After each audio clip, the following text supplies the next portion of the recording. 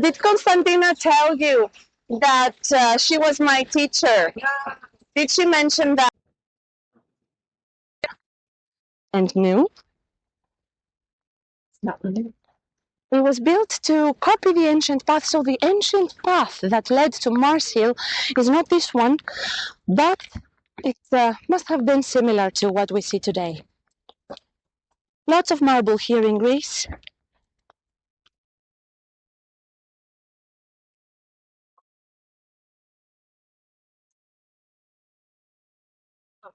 Marble is expensive in the States, is that right? Yes.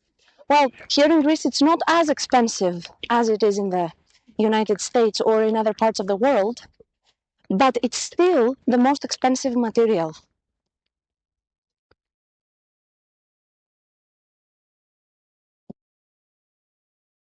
Areopagus. Areopagus Hill, or Mars Hill, if you like, was established as the supreme court of the Athenians. So up on Mars Hill, we know that the ancient Athenians tried the most serious cases of homicide, poisoning, and arson. There were popular courts, of course, but they were not there. So up there we had the most serious of all the cases. Mars Hill was also known for being the place where new ideas were diffused. And that's the case with Paul. Paul, we know, according to what we learn from the book of Acts, chapter 17, we know that when he arrived in Athens, he spoke with the philosophers, and he was invited to give a speech to explain what he had to say on Mars Hill.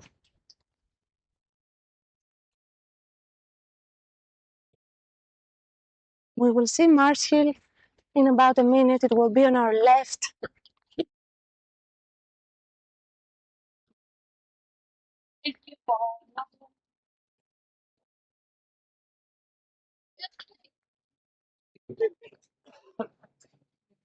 Okay, careful, stay on the right.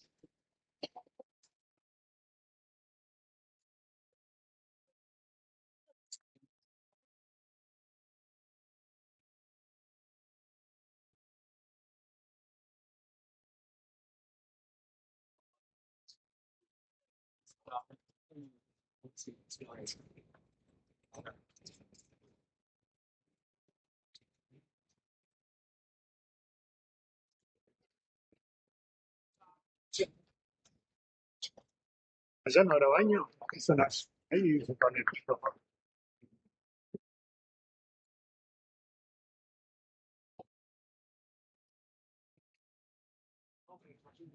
Where Paul gave his famous sermon that we read in chapter 17 of the Acts. He stood up there. We don't know whether there was a building or not. We don't have records of any buildings being built on top of that rock. So even during the times of trials, when this served as the Supreme Court, it was probably outdoors. So no building. We have no records of a building. And the archaeologists that have conducted the excavations the past decades, they haven't found anything that proves that there used to be a building up there. So was it at the top or down here? At the top. At the top. At the top, yes. And on the right side of the rock, you see a tablet with an inscription on it. This is the sermon of Paul in Greek. Question: we're going to go to the top or to the stone? Let me tell you, it can be very slippery up there. So it's up to you, Pastor Don. What would you like us? Would you like us to go up? I mean, it's.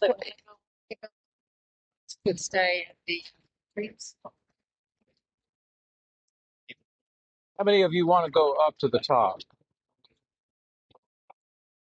Okay. Most of them. And if not, just meet down here. Mm-hmm. We can give a little bit of time and meet right here. Meet right back here. Mm-hmm. And we can come back down here and talk about the sermon. Let's go up there. Read the sermon. Do what? Okay. Yeah, that's what I'm planning on. They call him a seed picker. That's right. We're going to go up there, look around, come back down here, and I'll read the sermon down here. Can understand. They carved out the natural rock and created the steps. So these are the steps that were used in Paul's time for people to go up there. Now the metal staircase is new, obviously. It can still, even the metal staircase can be slippery, so there's a railing. Please hold on to the railing. And once we get up there, you will see it's a bit uneven and quite slippery, so always be careful.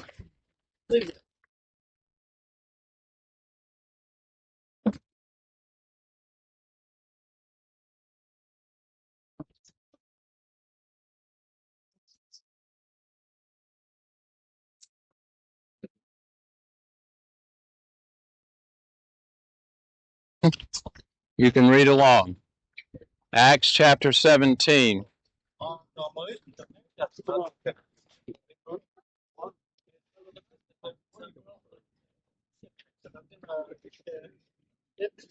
So Paul, standing in the midst of their Areopagus, said, Men of Athens, I perceive that in every way you are very religious.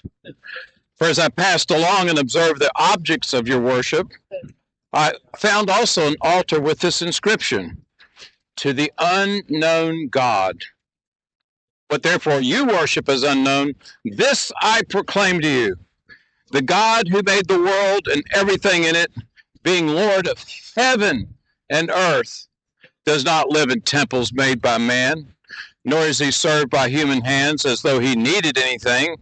See, since he himself gives to all mankind life and breath and everything, and he made from one man every nation of mankind to live on all the face of the earth, having determined allotted periods and the boundaries of their dwelling place, that they should seek God and perhaps feel their way toward him and find him. Yet he is not actually far from each of us, for in him we live and move and have our being, even as some of your own poets have said. For we are indeed his offspring. Being then God's offspring, we ought not to think that the divine being is like gold or silver or stone, an image formed by art or imagination of man. The times of ignorance God overlooked, but now he commands all people everywhere to repent, because he has fixed a day on which he will judge the world in righteousness by a man whom he has appointed. And of this he has given assurance to all by raising him from the dead. Now when they heard the resurrection of the dead, some mocked, but others said, We will hear you again about this. But Paul went out from their midst. But some men joined him and believed, among whom was Dionysius the Areopagite, and a woman named Damaris, and others with them. Praise be to God. This is the word of God spoken by the apostle of God, Paul of God, on this very rock right here where we stand. Praise be to his name. Let me pray. Heavenly Father, we do not serve an unknown God. We serve the living, resurrected Jesus Christ, the Creator, the Lord of all. We worship you, we love you, and we thank you for being able to stand right here on this mount, on this high point, where he addressed the people here on Mars Hill. Thank you, Lord Jesus. In your name, amen. Thank According to in the information that we have from the archaeologists and also from other written records, there used to be not just one but many altars to the unknown God. And let me give you the historical background of this. At some point in the 6th century BC, the city of Athens suffered from the plague. That plague wouldn't go away, so the Athenians, they didn't know what to do. they knew that there was a wise man in Crete. His name was Epimenides, so they decided to call him to Athens so that he would offer a solution to the plague.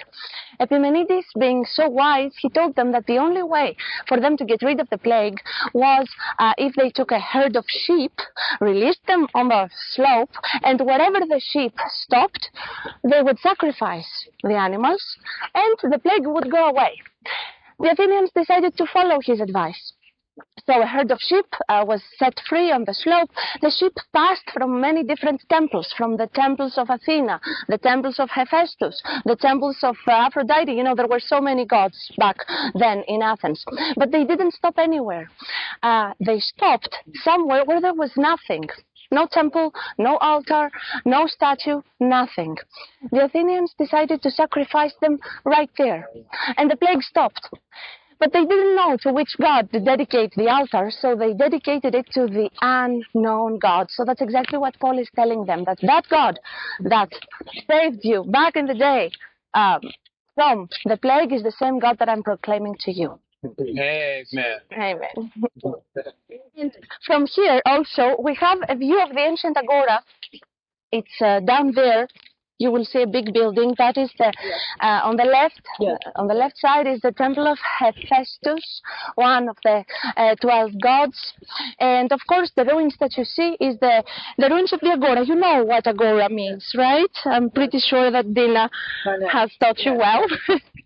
So agora was the marketplace and at the same time the meeting point for the Athenians. So down there we would have all the buildings that were associated with the politics of the time. So the Council of the 500, the ruins that you see actually in front of the temple, a bit to the right of the temple of Hephaestus, is the Council of the 500. It's not an exaggeration to say that democracy, as we know it in the city of Athens in the 5th century BC, it was born down there. So down there they took all the decisions about building new temples, about electing new political leaders. So the agora was the center of the political life. And then on the right you see a very long building with columns down there. That was a stoa. Do you know what a stoa was? Like a portico, a very long building which was usually, it served as a shopping center, as a mall. So that one is completely restored. It was restored 60 years ago. So most of what you see is new from the restoration, but the rest of the ruins is original from the times of Paul and even before that. The temple of Hephaestus that you see down there was built more or less at the same time as the buildings on the Acropolis. So Paul, standing up here, he would definitely be looking at that temple over there. The same as here. All the buildings that you see are 500 years before Paul. So they were here when Paul arrived. He saw them. Everybody get a picture of that. We were going to go there, but it would have put you way late in the day. So now you've seen it. Thank you. Done the same way, carefully. Oh, is that right? No. What does the word Acropolis mean? Acropolis.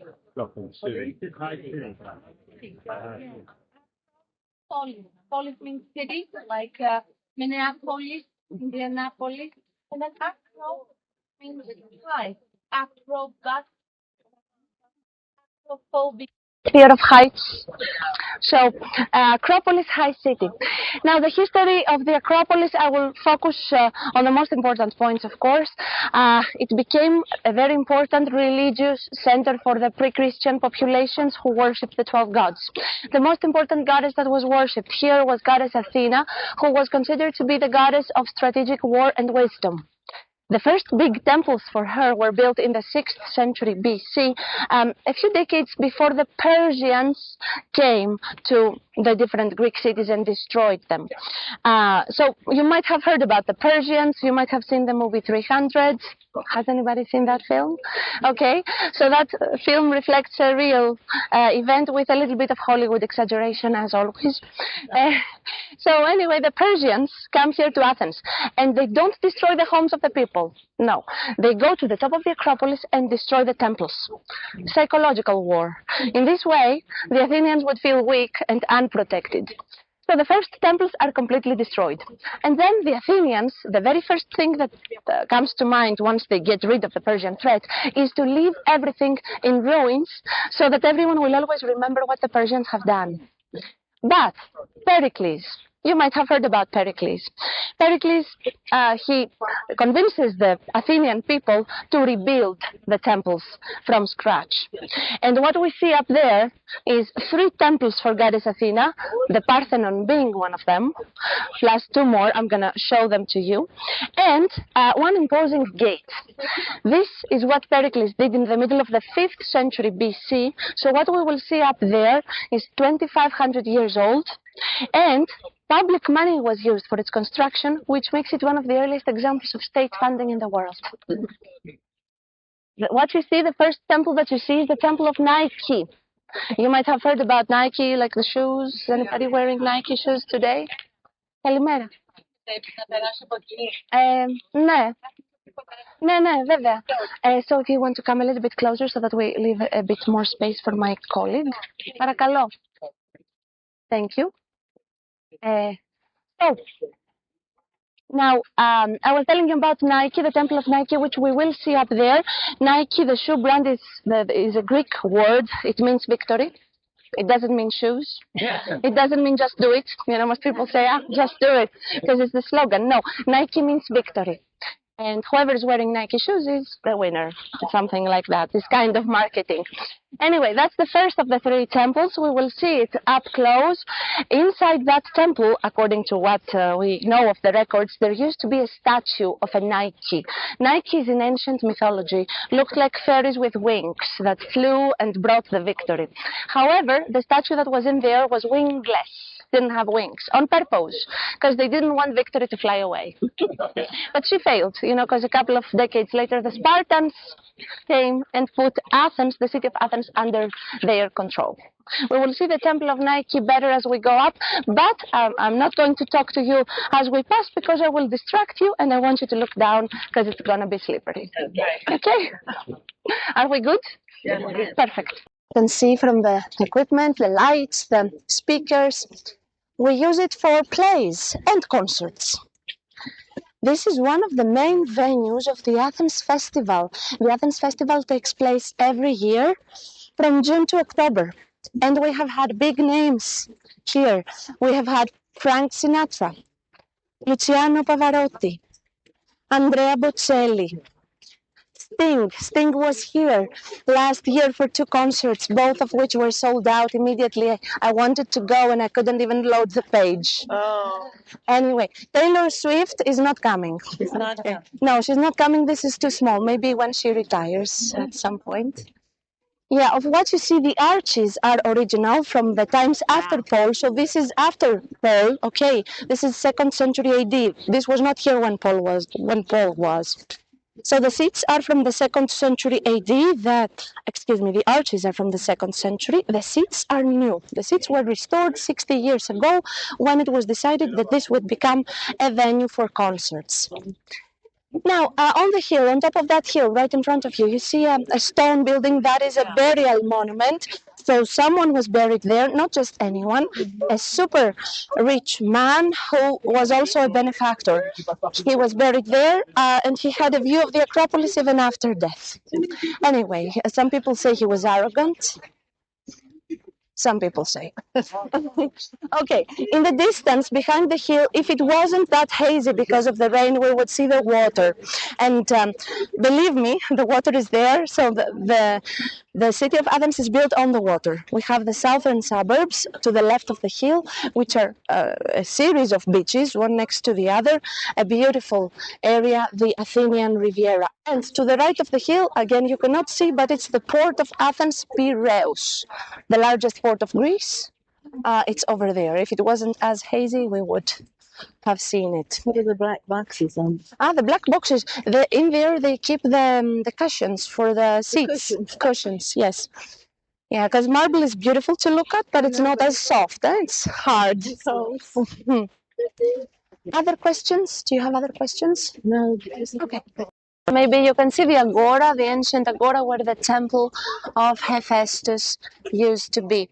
From here, a better view of the temple of Nike that we saw from over there. Beautiful columns of the famous Ionic style. Maybe you're familiar with that. If you look at the upper part of the columns, we have spirals. While the Doric style, on the other hand, you can look at the other columns. That is the Doric style. So let's keep walking because there's another group coming. Here, 8 columns on each narrow side, 17 columns on each long side. Let's approach and talk a little bit about the architecture of this building. We will find a nice spot where we can stop.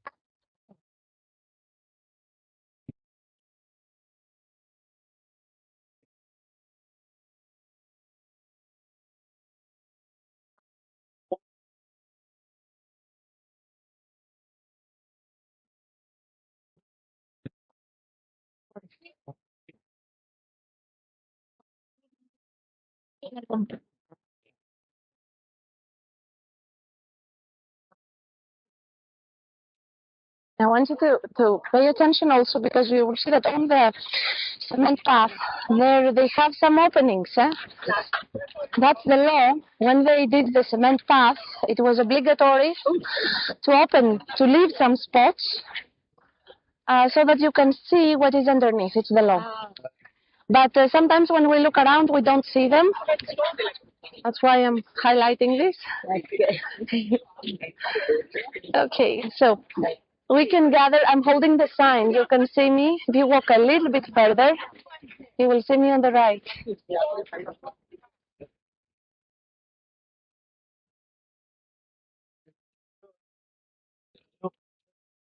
We said that Pericles, when he decided and convinced the people to rebuild the buildings of the Acropolis, he had in mind 3 temples. One is the temple of Nike that we saw on the way up. The other one is the Erechtheion, which is the building that you will see on the left as you walk. You will see a beautiful building with a porch, and the porch, instead of columns, you see it has statues of women that support the roof. That is the famous Erechtheion. And of course, the third temple is obviously the Parthenon. Let me just briefly describe this building, the Erechtheion, first, before we talk about the Parthenon. So the Erechtheion, you see that it doesn't really look like a temple because it has different levels, different rooms. The reason is that in there, the Athenians worshipped more than one god. They worshipped 4 of them: Athena, Poseidon, Hephaestus, and Zeus. And each god had his or her own part, let's say.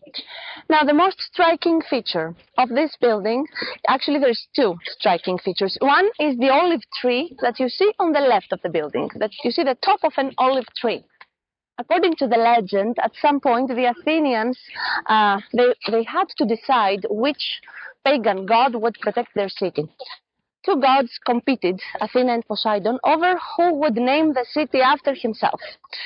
So the gods were asked to give their gifts. Poseidon gave them a saltwater spring. Athena gave them an olive tree. The people voted for the olive tree as the best gift.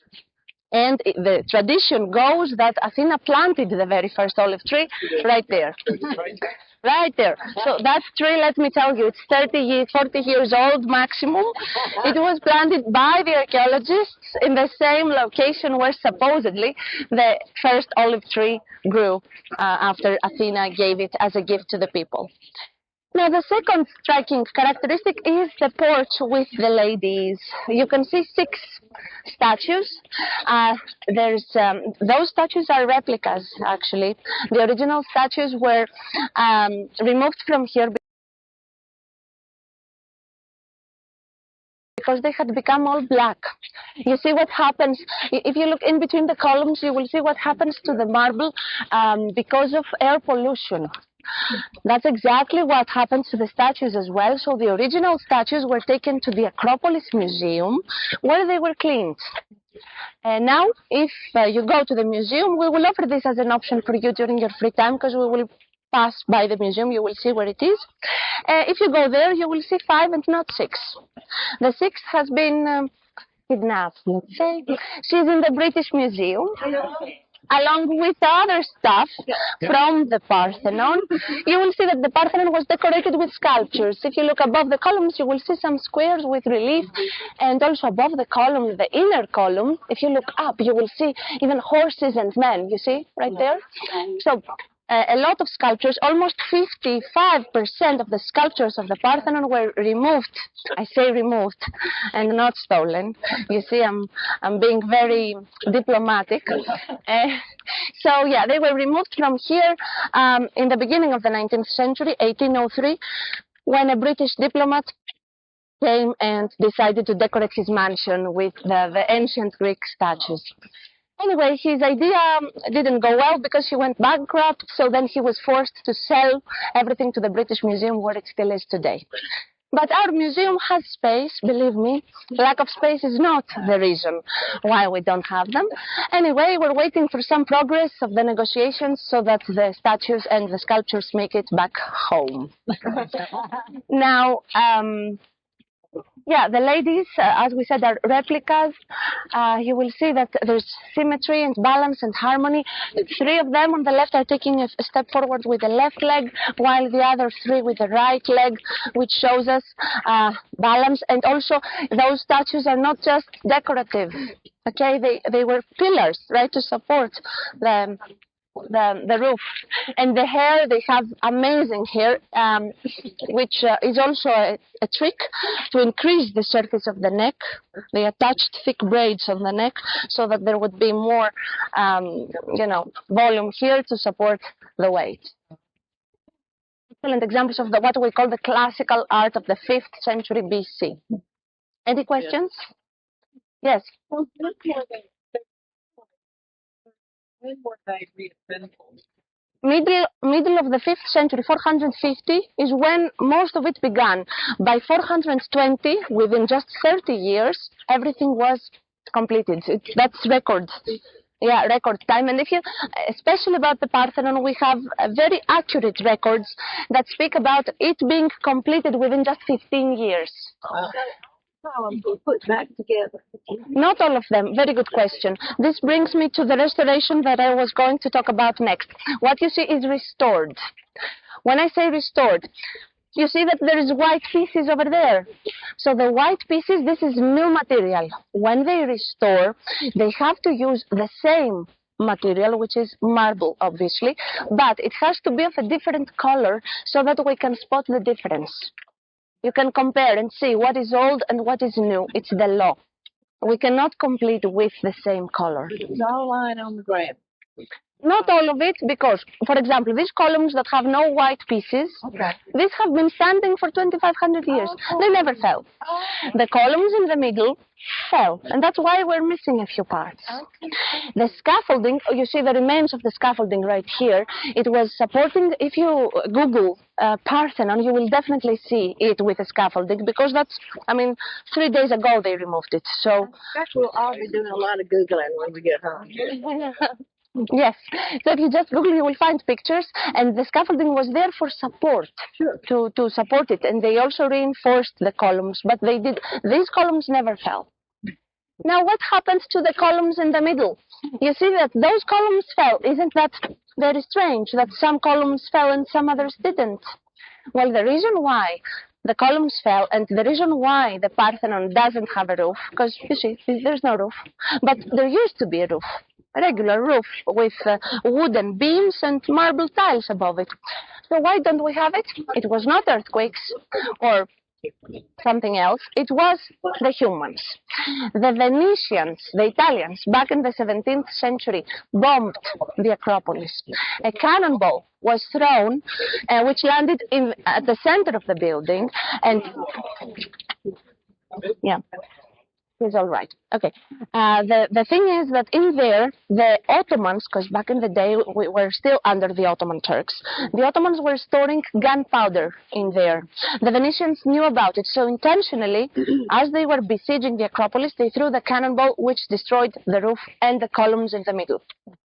But the columns on the edges, you see, on both edges, they never fell. Now, was it painted? Was it painted color? It was painted with colors, especially the sculptures. Well, you cannot really see the sculptures now, but where the sculptures used to be, the sculptures were all painted. And the upper parts also of the columns were painted with red, blue, yellow, and green. These were the main colors that they used. All these pieces that you see now, very nicely placed, one next to the other, they were found scattered all around the Acropolis Hill after the bombing. The archaeologists had to collect them, put them in the right order. And now, if you're wondering how much will be restored, well, the answer is not much. So if you come back in a few years, you will see some progress, but not much. Because there's the law that says that if you want to fully restore a building and make it look exactly like it was in ancient times, you need at least 70% of its original material. And we don't have that much, we have less. So there is going to be some progress, but not much. The Parthenon will never have a roof again. If you want to see the Parthenon with a roof, you can go to Nashville. Yeah, the replica of the Parthenon. 3 hours, you see there, yeah. And it has a roof. And it's free, it doesn't cost 30 euros. Okay. You know, originally they built it for the bicentennial, all the buildings. Side. It's not visible from here, but from over there you will see it. From what? Now inside the Parthenon there was the statue of Athena, which was 45 feet tall. It was made with 2 very expensive materials, gold and ivory. That's the reason why we don't have the statue. Both materials super expensive. Oh no, the statue didn't make it to the time of the British, believe me. It was stolen long before they came.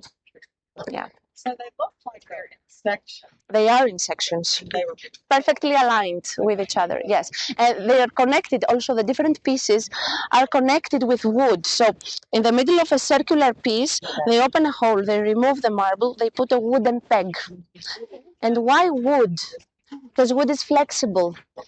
We had earthquakes. Greece is very prone to earthquakes because we have the Eurasian and the African plates that collide and give lots of earthquakes. So yes, they knew about how to make, earthquake-proof buildings. Wood was the ideal material. And imagine that the wood is still there, which is also crazy. Wood deteriorates very quickly. It cannot last for thousands of years, except if it is in fully airtight environment. And this is the case here. The columns were so perfectly aligned and so smooth that no air would flow in between the different sections and make the wood deteriorate. When the archaeologists found wood in some of the columns, they said it still had the smell of fresh wood, although it had been cut from the tree 2,500 years ago. Yeah. The ones in the corner and 2 on the other side, they lean towards 2 directions. So if we could expand imaginatively the columns up, they would meet like very high up, but still they would meet. Now, how was the scaffolding of help to me? Because the scaffolding was perfectly straight. It was vertical to the ground, and you could actually see the scaffolding straight and the columns like that. But even if you look now, I think you can pretty much see what I mean. Now, the second thing that you can definitely see has to do with the steps. 3 steps. And if you notice, the steps are not straight either. The steps form an arch, a curve. In the middle of the length, the steps are more elevated compared to the edges. Can you see that? Let's say that I had a Coca-Cola can. If I went to the other side, placed it on the edge, and asked you here to crouch, you wouldn't see the Coca-Cola can. The curvature is that big, but you cannot see it because it's so gradual. So if someone doesn't point it to you, you don't notice. Now Well, the question is, why did they make it like this? Is this intentional or is it an accident, a mistake of the architects? It is intentional. They did it on purpose because they knew of optical illusions and they knew that the human eye perceives a straight line as curved and a curved line as straight. So they wanted to correct the mistake that our eyes make by making it look perfect from a distance. If you walk a few feet away, you will not see the curvature anymore. The eye is deceived. If it was straight, it wouldn't look straight. It looks straight because it's curved, which is mind-blowing. 2,500 years ago, they knew of that and they applied it here for the first time.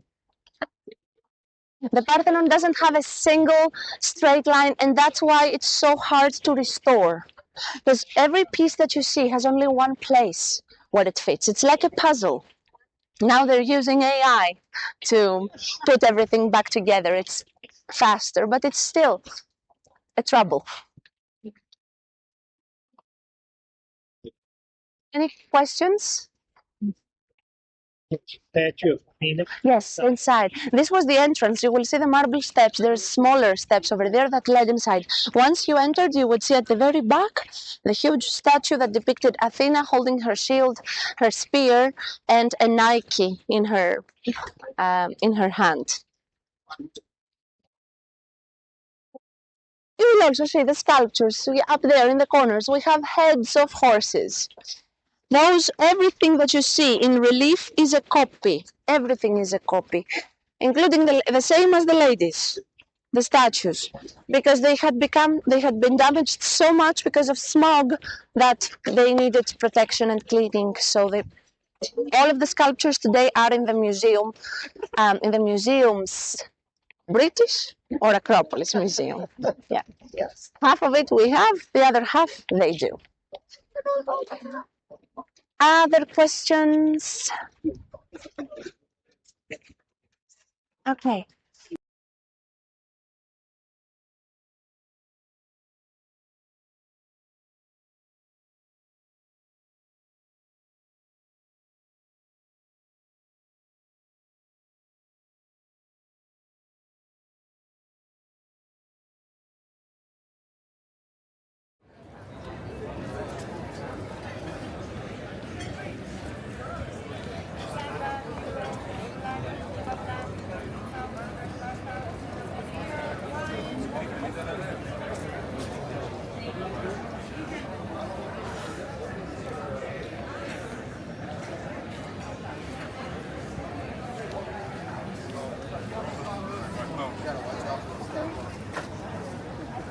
I didn't guide you a lot, I just told you some things I know.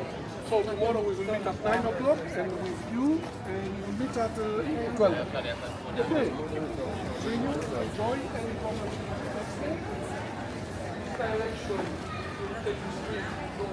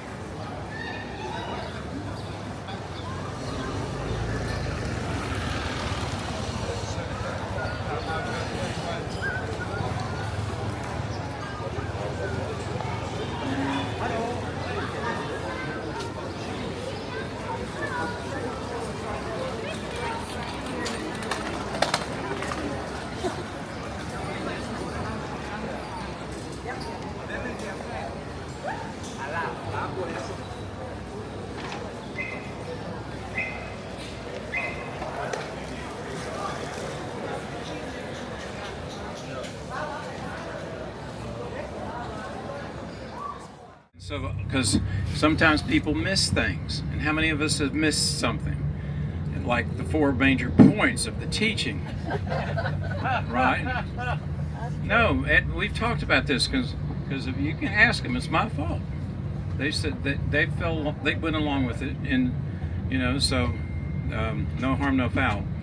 So, did you collect all the things yet? You need three.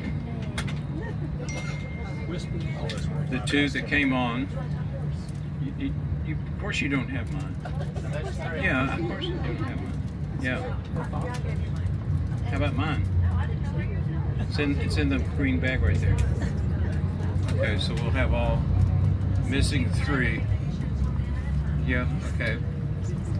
So, okay, we'll get more instruction. You're going to probably say some more things about Athens? Okay, well then I'm going to back off, and now that you've all passed that little sanctification test, here is y'all's Myrtle. She's really from Tennessee, right? What is the Wi-Fi address? I'm in high school. It's good and I'm pretending a Greek accent. It's since a few decades ago, and that law tries to restrict, let's say, the number of cars that are in the city center at the same time. How does this work? It has to do with the plates. You see that the plates have 3 letters and 4 numbers, right? The last number of the plate is either odd or even. So on odd days, only cars that have odd plates can be in the city center. And then respectively on even days, only cars that have even plates. You see of both. Am I right? You see both odd and even, because September is excluded, as well as August. August, I understand. You know, the city empties in August. The most people take their vacation. But September doesn't really make sense. So yeah, this law is, I don't think it's actually effective, to be honest with you. Because instead of motivating people to use the means of public transport, it motivates people to buy 2 cars. I know, then that's not a joke, that's reality. My dad has done this. He bought a car with an even plate, and then the second car that he bought, he made sure that it would have an odd number as the last number of the plate. The Greeks always find their way. So get ready, because as we drive, on your right hand side you will see the stadium, which is the Panathenaic Stadium, as we call it, the largest all-marble stadium in the world, that was built for the first modern Olympic Games. If you keep looking on the right, it will appear. All marble, 80,000 tons of marble. Okay, we're stopping for the traffic light. Maybe some of you have the chance to grab a picture.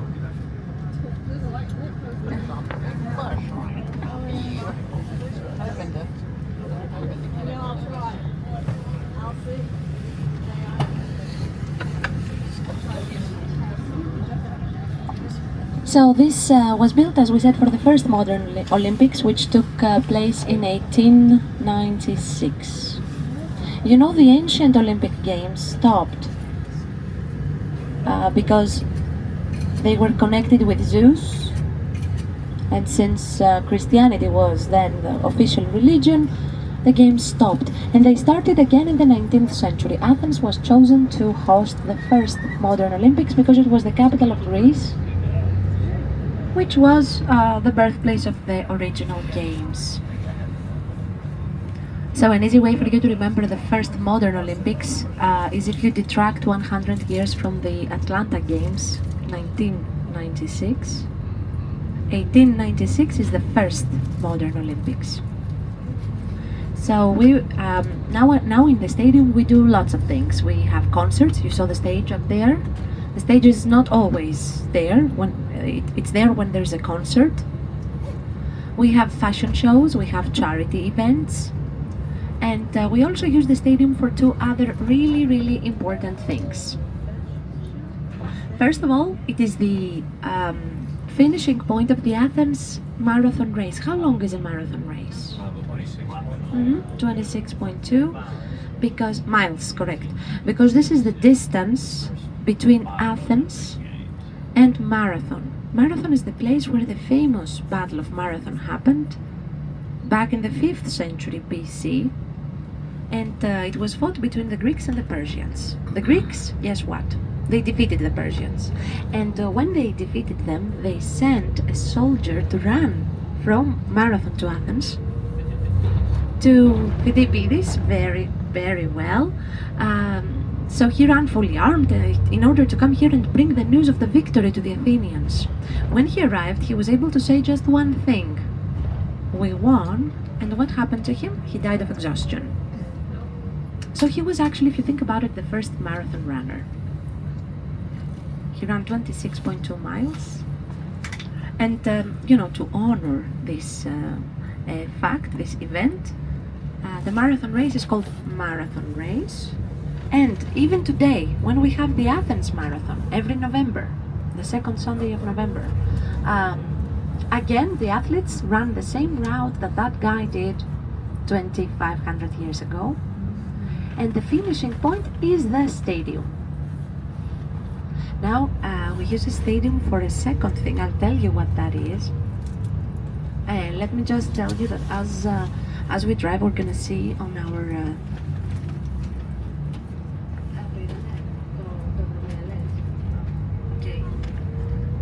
our left is the Lycabettus Hill.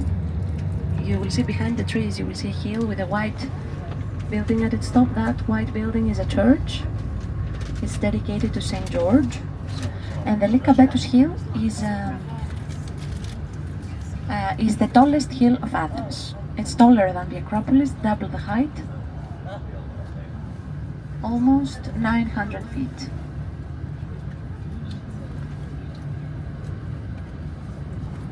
However, the Lycabettus was not chosen to become the Acropolis because it's too steep, you see, it doesn't have a lot of surface at the top.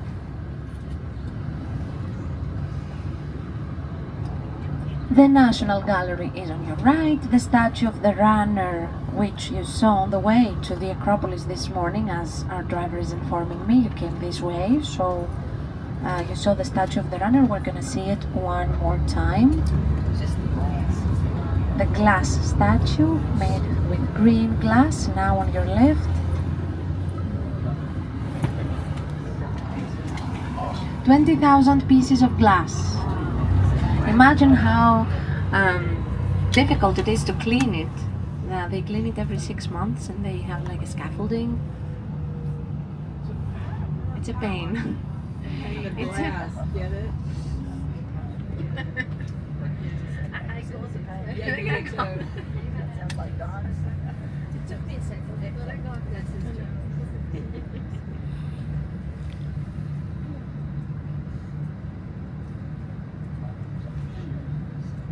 Now, let me tell you what the second thing that we use the stadium for is. We use it as the place where the Olympic flame is handed over to the delegation of the country that will host the Olympics.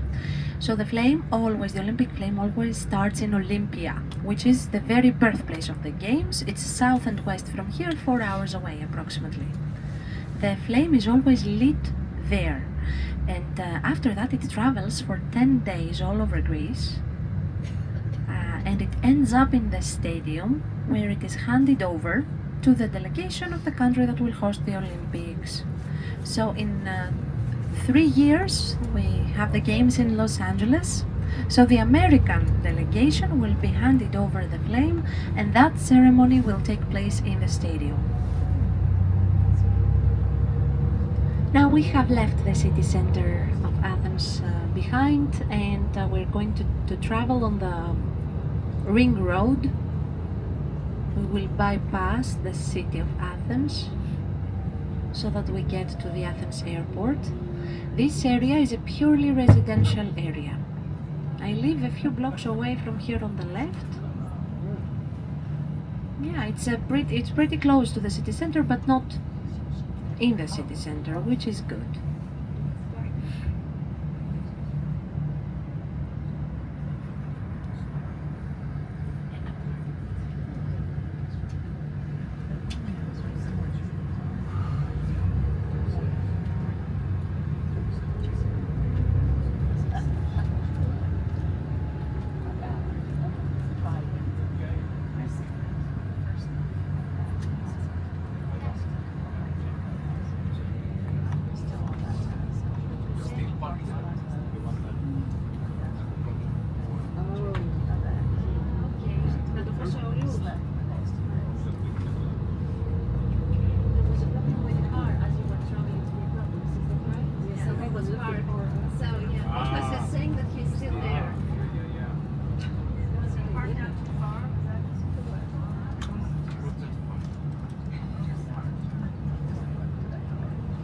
Yes, you know, it's so hard.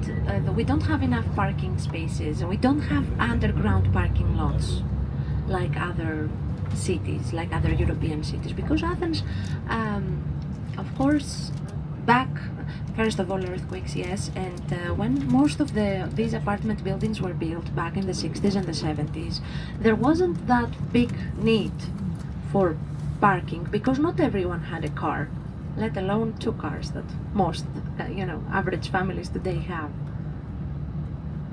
Some people say that there's more cars than people in Athens.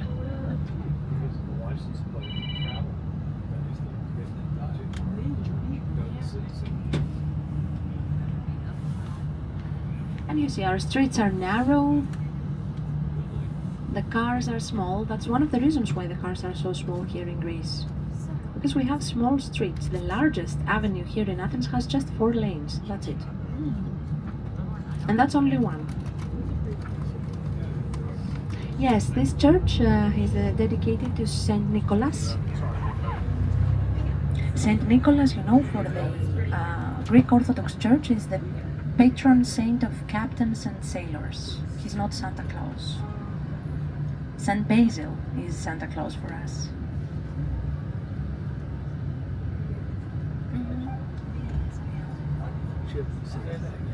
Basil. Saint Basil. Basil. B-A-S-I-L. Basil. So there really is a Santa. Yes, there is. There is one.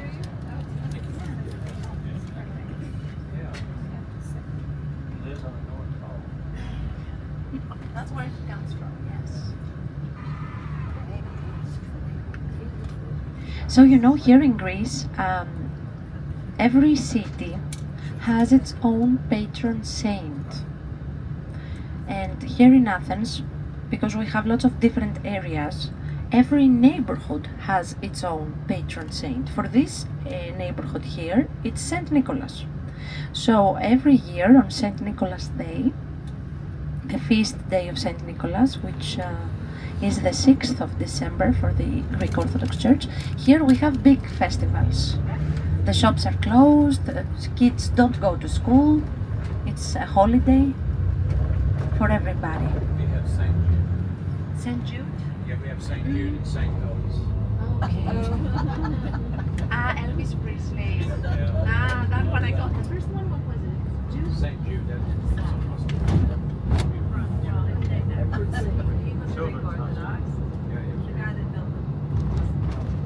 Okay. Lebanese. Largest Lebanese. He Lebanese. wasn't Greek. He was Lebanese. No, he was Catholic.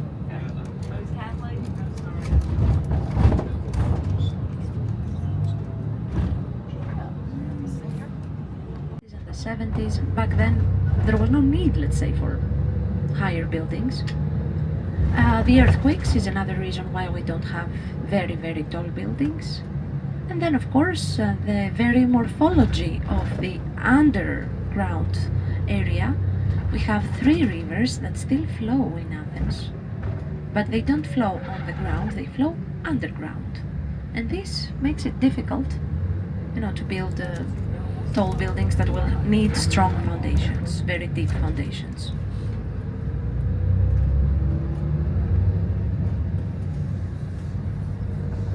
A lot of people call Athens the city of concrete, the concrete jungle, because of the very few parks. This area here that you see on the left is an exception. As you can see now, we're slowly exiting the city. We are very close to one of the mountains that surrounds Athens. Maybe you noticed from the Acropolis that Athens is like a basin. It's surrounded by mountains on 3 sides.